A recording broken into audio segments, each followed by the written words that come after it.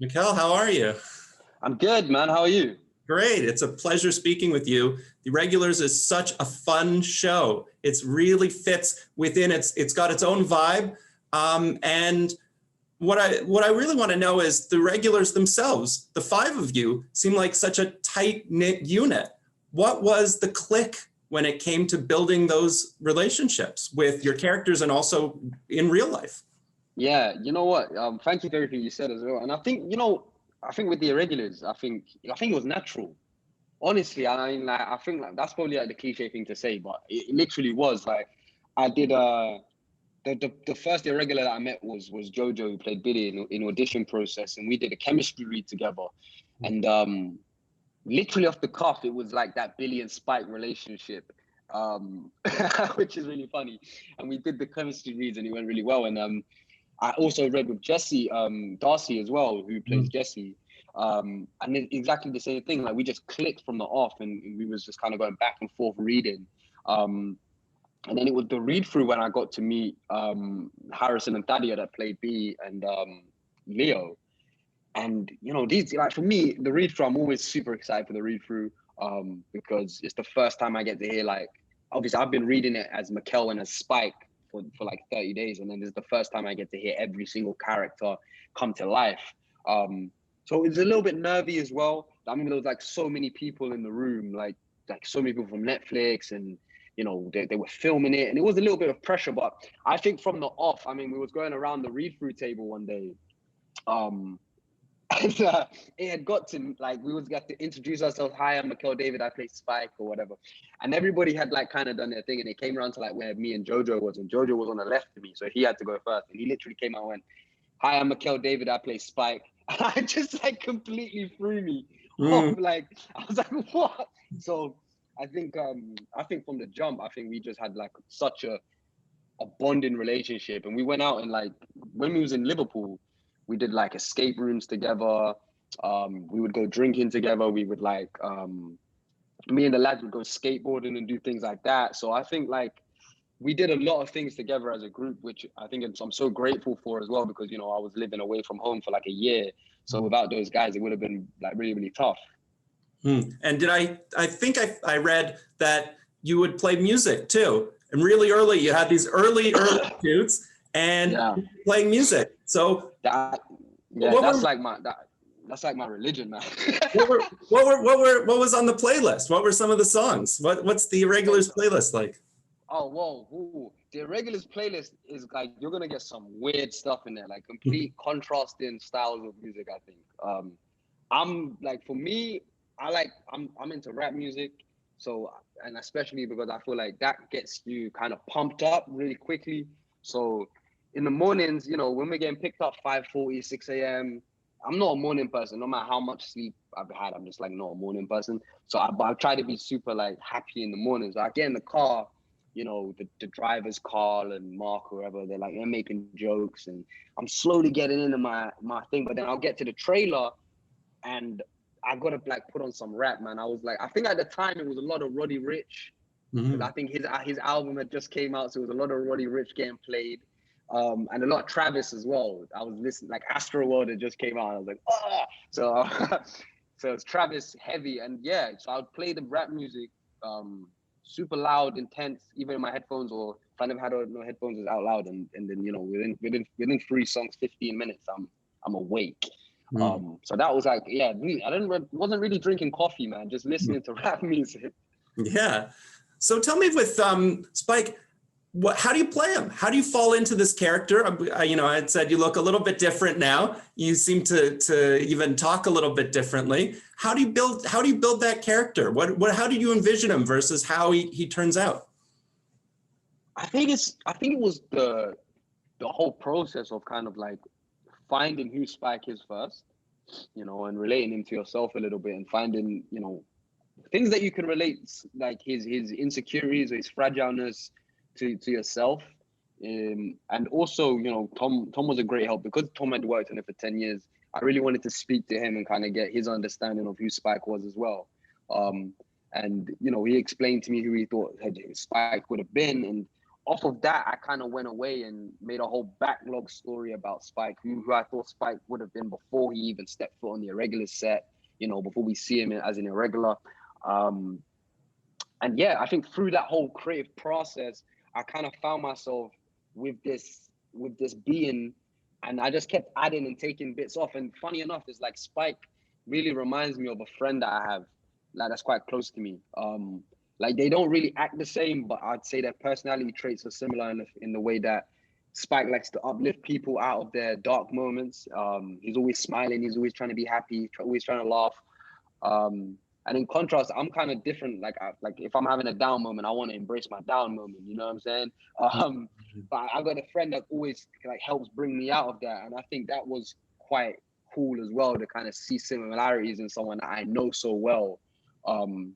And then try and like fit this around and be, okay, I'll take a little bit of that, a little bit of this, and kind of mix it in my potion. So this show is it's a really interesting take on Sherlock Holmes, to make Sherlock Holmes a character within the show, but the Irregulars are the focus. It's kind of a really cool take on the stories. So, do you start there? Do you go to the Sherlock Holmes books and short stories? Do you look at those? And what's it like to be able to sort of bring in Watson and bring in Holmes, but the focus is on you, on the Irregulars?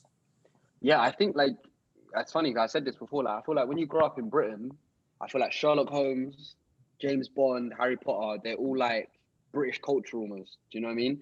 So when I got the audition and I was told it's a Sherlock Holmes like spin-off show almost, there was a lot of like, oh my God, this is huge. Like, this is Sherlock Holmes. Like, and I've been a fan of Sherlock and his mannerisms and his ways for so long. I feel like everybody is.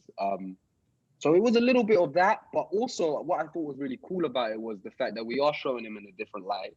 The whole aspect of this Sherlock Holmes is completely different to anything I had ever seen or read before, and I think it just really fitted because as well I felt like when I read the script, I felt like the year that in the past sort of like 5 years, I'd say, I think there's been an influx in people speaking about mental health and depression and real stuff, basically, especially men. And I think, Sherlock Holmes for me would be that ideal alpha male.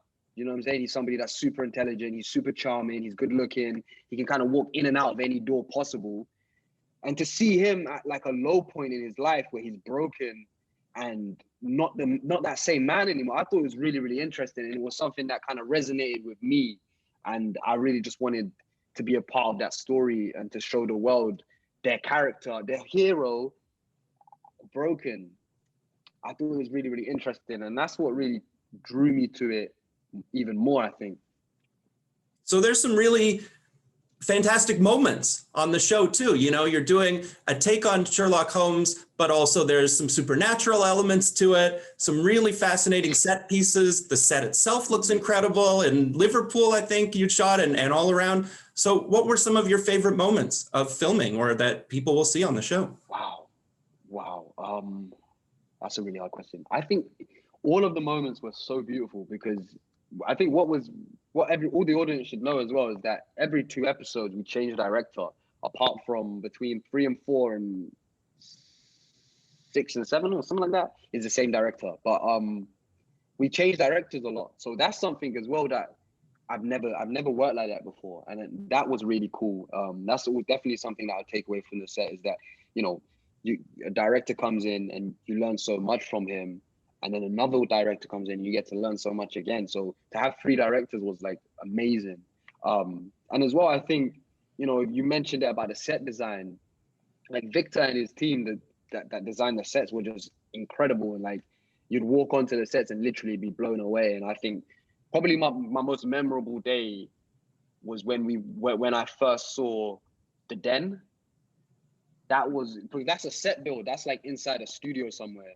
And it just the essence it even had a smell in there. It just smelled like a den, it just smelled gritty. And I think Victor and his team were absolutely amazing.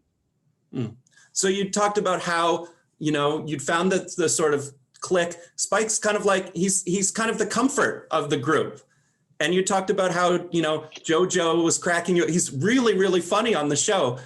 of the Irregulars, who would you say is sort of most like their character, and who would you say is completely unlike their own character? I don't know. I don't know who's like. I don't think any of us are like. I don't think any of us are like our characters. Really? To a degree, yeah. I don't think any of us are really like our characters. I think like we're quite opposites. I think in a weird way, because like I'm like, for example, like Jojo, you see him on screen and he's like this scary, no one wants to have it with Billy. But in real life, he's the sweetest guy. Like, if you ever spoke to Jojo in real life, it's like listening to the Beatles for the first time. It's just beautiful, It's like, this guy couldn't hurt a fly. So I think, yeah, and like even with Fadia and B, like completely different. And I think like with me and Spike, I think I'm just way more of a negative person than Spike is. Like, I'm way more pragmatic and optimistic, than Spike is. And I think if I had if me and Spike were friends, I know his energy levels are really, really high. I think we'd clash a lot, which is kind of cool as well. I think I'd be like, yo, chill out, bro. It's too much. Who have been some people that you've met or worked with, or maybe yet to work with, that have inspired you? I think everybody that I've worked with, I've definitely learned from every single person I've worked with, whether they're older or younger than me, because, I think I also view acting like nuts. I think actors are like nuts. There's peanuts, there's walnuts, there's almonds. No nut is the same, but they're all nuts. Do you get what I'm saying? Mm-hmm.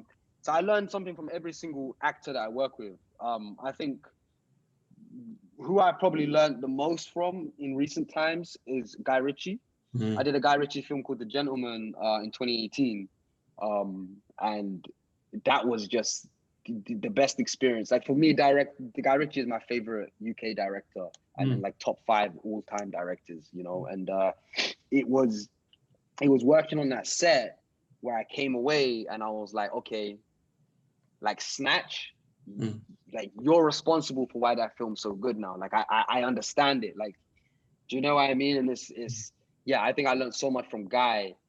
Just the way he commands the set and the way he sets up his scenes is just, it's magnificent. So incredible to see that this show has already been renewed for a season 2. Oftentimes it's like, we got to wait, but you've already got your season 2. So, what are you really excited for people to see within this show? And what have been some of those shows for you? You just talked about your directors and movies that have inspired you, but what are some of the shows that you've really gravitated towards? In recent times? Yeah. In recent times, TV shows. I mean, for a long time, I was sort of like stuck in the Breaking Bad hole. I was binging that quite a bit. That was really good. I also like The Wire. Is a great series. What else? It's like my mind's going blank for series. What else have I seen? I've been watching a lot of Death Note. I know it's an anime series. But I think like for me, like my sort of genre of go-to things to watch are like, I like a lot of like crime thriller, like dramas, thriller/drama. Like, I like suspenseful things that's gonna have me on the edge of my seat, like The Departed. Like, in a nutshell, the best movie ever made.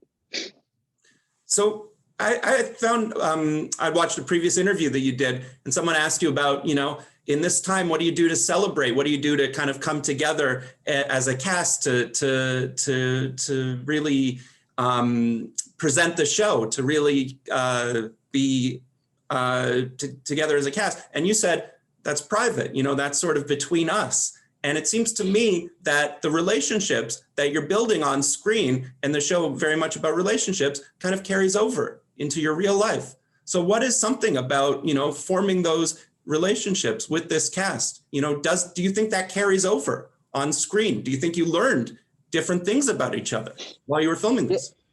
Yeah, 100%, 100%. I mean, like, we was practically living together as well.